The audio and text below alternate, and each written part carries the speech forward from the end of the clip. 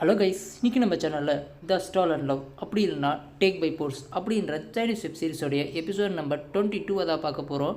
இதுக்கு முன்னாடி நம்ம சேனலுக்கு இப்போ தான் புதுசாக வந்து பார்த்துட்ருக்கீங்க அப்படின்னா இந்த சீரீஸோடைய ப்ளேலிஸ்ட் கீழே டிஸ்கிரிப்ஷனில் கொடுத்துருக்கேன். போயிட்டு செக் பண்ணி பார்த்துட்டு பிடிச்சிருந்தால் லைக் பண்ணி மறக்காமல் சப்ஸ்கிரைப் பண்ணிங்க. அப்போ தான் நாம் போடக்கூடிய வீடியோ உங்களுக்கு உடனுக்குடனே நோட்டிஃபிகேஷனில் வரும். அது மட்டும் இல்லாமல் நமக்கு ஒரு மோட்டிவேஷனாக இருக்கும். போன எபிசோடு என்ன நடந்துச்சு அப்படின்றத சும்மா ஒரு கதை சுருக்கத்தை பார்த்துட்டு அதுக்கப்புறமா இந்த எபிசோடுக்குள்ளே போகலாம். போன எபிசோடில் நம்ம ஹீரோயினே ஜெயிலில் பிடிச்சி போட்டுட்டாங்க. அதே போல் ஹீரோயினுடைய மாமியார் வந்து பயங்கரமாக வந்து அவளுடைய ஃபஸ்ட்டு மருமகளை கொண்டுட்டு இல்லை அவள் சூசைட் பண்ணிக்கிட்டா அப்படின்னு சொல்லிட்டு அங்கே மெஜஸ்டிக்கிட்ட எல்லாத்தையும் போட்டு மறுபடியும் மாற்றி சொல்லிகிட்டு இருந்தா. அதுக்கப்புறம் அவரும் என்ன பண்ணுறது ஏது பண்ணுறதுன்னு தெரியாமல் ஹீரோ சொன்னபடி அவங்கள மன்னிச்சு விட்டுட்டாங்க.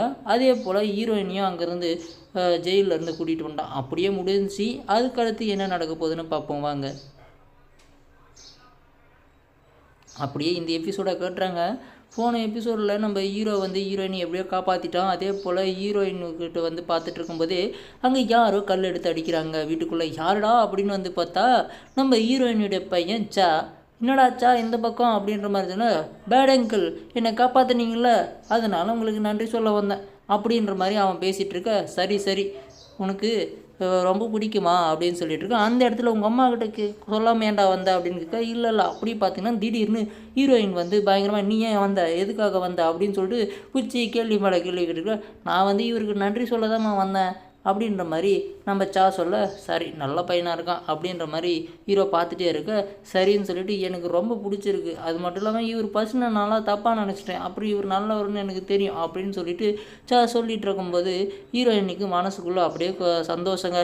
ஏன்னா அவங்க அப்பா அப்படின்னு தெரியாமே இந்த அளவுக்கு இவர் நல்லாவே இருக்காங்களே அப்படின்றதா. ஏன்னா ஹீரோக்கு தெரியாது, அவனுக்கும் தெரியாது, ஆனால் ஹீரோயினுக்கு தெரியும் ரெண்டு பேரும் அப்பா புள்ள அப்படின்றது. அதனால சரின்னு சொல்லிட்டு அவன் என்ன சொல்கிறான்னா, எனக்கு மார்ஷல் ஆர்ட்ஸ் கற்றுக்கணும் அப்படின்னு கேட்பான். அது கேட்ட உடனே சரி நான் கற்று தரேன்டா அப்படின்னு சொல்ல, இவன் என்ன சொல்கிறா உங்கள் அம்மா கிட்ட கேளு அப்படின்ற மாதிரி ஹீரோ சொல்ல, நான் யோசிச்சுட்டு சொல்கிறேன் அப்படின்னு சொல்லிட்டு ஹீரோயின் என்ன சொல்கிறேன்னா சொல்லிட்டு இருக்க. அந்த இடத்துல வந்து அவன் விளையாடிட்டு இருக்க. தவறி கீழே விழுக. அப்படியே மேலே இருக்க பூக்களெல்லாம் அப்படியே கீழே கொட்ட அப்படியே ஒரு ரொமான்ஸ் போதுங்க. அப்படியே அதை பார்த்தா நமக்கு பயங்கரமாக அப்படியே காதல் பொங்கும். அந்த மாதிரி ஒரு ரொமான்ஸு. இவனும் அதெல்லாம் கண்டுக்காமல் ஜாலியாக விளையாடிட்டு இருக்கான். நான் பிடிச்சிட்டேன், நான் மார்ஷல் ஆர்ட்ஸ் கற்றுக்க போகிறேன் அப்படின்னு சொல்லிட்டு. ஆனால் அந்த இடத்துல பார்த்தீங்கன்னா இவங்க ரெண்டு பேரும் மைமருந்து நின்றுட்டு இருக்கிறத நம்ம யுவான் பார்த்துட்றான். அதாவது ஜூ பார்த்துட்றான். இப்போ கரண்ட்டாக இருக்கக்கூடிய அவன் பார்த்துட்டு அப்படின்னு சொல்லிட்டு வர, அப்பா அப்படின்னு சொல்லிட்டு போய் அவங்ககிட்ட ஏறிக்க, அப்பா நான் மார்ஷல் ஆர்ட்ஸ் கற்றுக்க போகிறேன், நீங்கள் எனக்கு பர்மிஷன் கொடுக்குறீங்களா அப்படின்னு அவன் கேட்க, அந்த இடத்துல நான் நாளைக்கா யோசிச்சுட்டு பதில் சொல்கிறேன் அப்படின்னு சொல்லிட்டு ஹீரோ வந்து தனியாக விட்டுட்டு அம்போன்னு அவன் தூக்கிக்கிட்டு போயிட்டாங்க. நம்ம ஹீரோவும் அவங்கள பார்த்துக்கிட்டே ஃபீல் பண்ணிக்கிட்டே இருக்கு. அப்படியே காலையில் கட்டுறாங்க. நம்ம ஹீரோயின் அது மட்டும் இல்லாமல் நம்ம இவங்க 3 பேர் சாப்பிட்டுட்டு இருக்க.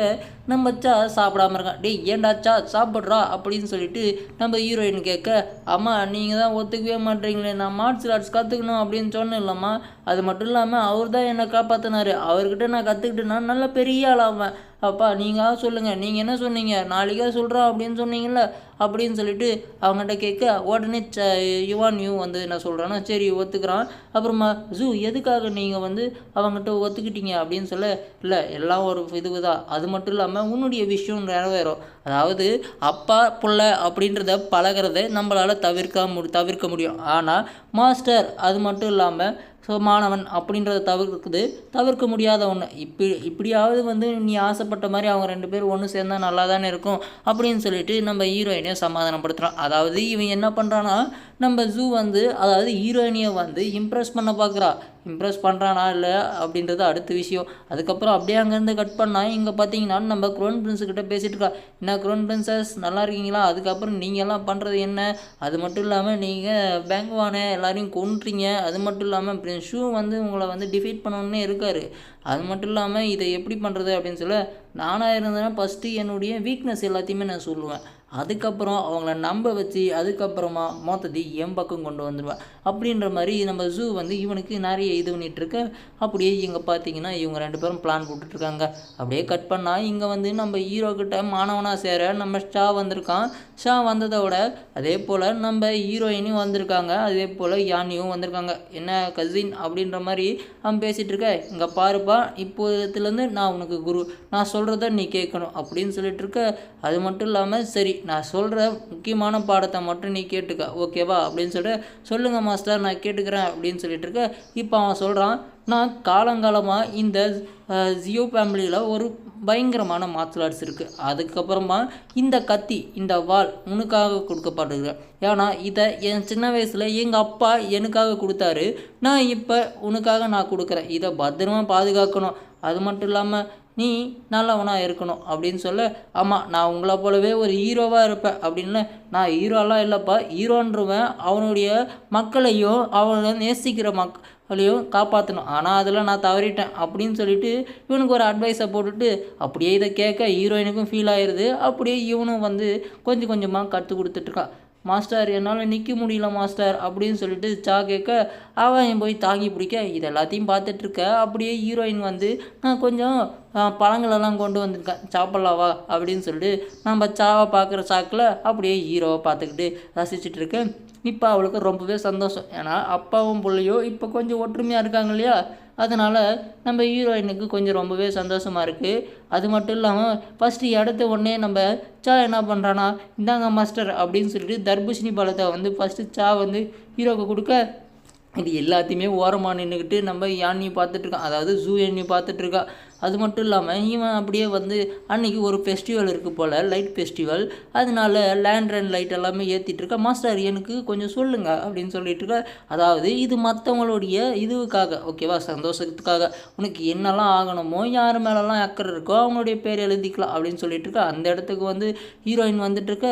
அதே போல் அவன் கேட்குறான், ஏன் எங்கள் அம்மாவுடைய பேர் எழுதியிருக்கீங்க அப்படின்னு கேட்க, இல்லைப்பா எனக்கு எல்லாரையும் பாதுகாக்கணும் அப்படின்றது ஒரு ஆசை, அதனால் அவங்க அம்மா பேரையும் எழுதியிருக்கேன் அப்படின்னு சொல்லிட்டு மறைக்க, அவளும் வந்து எல்லாமே 3 பேரும் சேர்ந்து லைட்டை விட அப்படியே இந்த பக்கம் பார்த்திங்கன்னா ஜூ யானியும் வந்து பயங்கரமாக வந்து பார்த்துட்ருக்கான். எல்லாத்தையும் பார்த்து கொஞ்சம் ஜலசாகரான்னு வச்சுக்கலாம், பொறாமப்படுறான். ஏன்னா இப்போதைக்கு இவன் பயங்கரமாக வந்து லவ் பண்ணிகிட்ருக்கான். இருந்தாலையும் நம்ம ஹீரோ தான் ஃபஸ்ட்டு லவர், அதுவும் ஃபஸ்ட்டு புருஷன் கூட. இவன் என்ன சொல்லி கல்யாணம் பண்ணான்னு தெரியல, ஆனால் கல்யாணத்தையும் பண்ணிக்கிட்டான். ஆனால் அப்போத்துலேருந்தும் வந்து ஹீரோயின் என்ன சொல்லியிருப்பான்னா, நான் பழி வாங்குறதுக்கு மட்டும்தான் உன்னை கல்யாணம் பண்ணுறேன், நான் உன்னை எப்பொழுதும் வந்து என்னுடைய ஹஸ்பண்டாக ஏற்றுக்கவே மாட்டேன், நம்ம ஊருக்குள்ளே ஒன்றா ஹஸ்பண்ட் அண்ட் ஒய்ஃபாக இருந்துக்கலாம் அப்படின்ற மாதிரி தான் ஹீரோயின் வந்து சொல்லியிருப்பா. அப்படியே அங்கேருந்து கட் பண்ணி இவனுக்கு பயங்கரமான டென்ஷனு. அப்போ அங்கேருந்து வந்த உடனே ஊற்றி ஊற்றி ஊற்றி குடிக்கிறாங்க. அந்தளவுக்கு ஊற்றி குடிக்க அங்கே யாரோ பார்த்தீங்கன்னா இன்னும் ஒரு பொண்ணு வரா. இவ பேர் யான், நல்லா கவனம் வச்சுக்கோங்க. இப்போ இவ பேர் யான். இப்போ பார்த்தீங்கன்னா நம்ம ஹீரோனி இருக்கா இல்லையா, அவள் வந்து சுருக்கமாக வந்து ஹீரோ யான் யான்னு கூப்பிட, இங்கே பார்த்தீங்கன்னா ஹீரோனி வந்து கண்ணுக்கு தெரிய அப்படியே கொஞ்சம் அப்படியே பேசிகிட்டு இருக்க. அப்படியே இந்த எபிசோடு முடியுதுங்க. அடுத்தடுத்த எபிசோடில் என்ன நடக்க போகுது ஏது நடக்க போகுதுன்னு தெரியல. இப்போ ஹீரோயினி ஞாபகத்தில் வேறு யாரோ ஒரு பொண்ணை பார்த்துட்டு யான் யான்னு சொல்லிட்டு இருக்கா. ஏன் நீ ஏன் என்னை யான்னு கூப்பிட்டா அப்படின்ற மாதிரிலாம் கேட்டுட்ருக்கான். அடுத்த எபிசோடில் பார்ப்போம். பாய்.